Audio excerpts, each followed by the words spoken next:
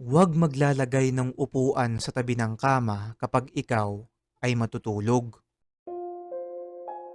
Siguro ay narinig na ng ilan sa atin ang paniniwalang to, pero para sa mga hindi pa ay alam nyo bang may isang pamahiing Pilipino ang nagsasabing huwag maglalagay ng bakanteng upuan sa tabi ng kama kapag matutulog. Pinaniniwalaang meron daw kasing uupong masamang espiritu o demonyo sa iyong tabi na maaaring gumambala sa iyong pagtulog at dumalaw sa iyong panaginip.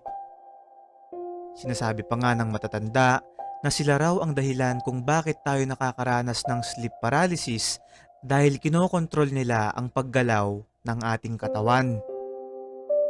Ang paniniwalang to ay nagsimula pa noong panahon ng mga Espanyol na naipasa nila sa mga sinaunang Pilipino na hanggang ngayon ay ginagawa pa rin ng ilan sa atin.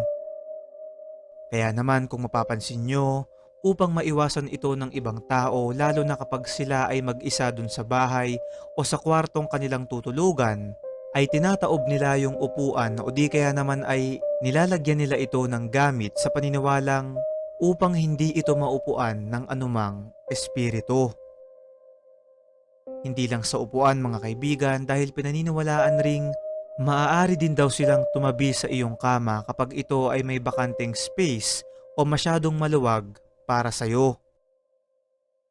Ang ginagawa ng iba upang ito ay maiwasan ay naglalagay sila ng unan sa kanilang tabi upang mapunan yung natitirang space dun sa kama nang sa ganun ay walang tumabi sa kanila. Nakakatawa mang isipin at mahirap mang paniwalaan ang pamahiin na to, ay marami pa rin sa ating mga Pilipino ang talagang naniniwala dito dahil may mga kwento kung saan sila raw ay nahihirapang matulog at nakakaramdam na para bang meron silang kasama dun sa kwarto kahit na sila ay mag-isa kapag may bakanteng upuan malapit sa kanila o bakanteng espasyo sa kanilang kama. Sa oras na itaob o lagyan nila ng gamit yung upuan, ay nakukuha na nila yung kanilang tulog.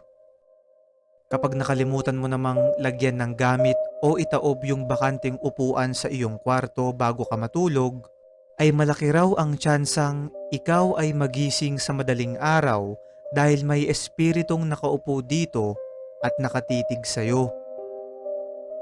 Inuulit ko mga kaibigan, ito ay isang pamahiin lamang at walang scientificong paliwanag na magpapatunay na ito ay totoo.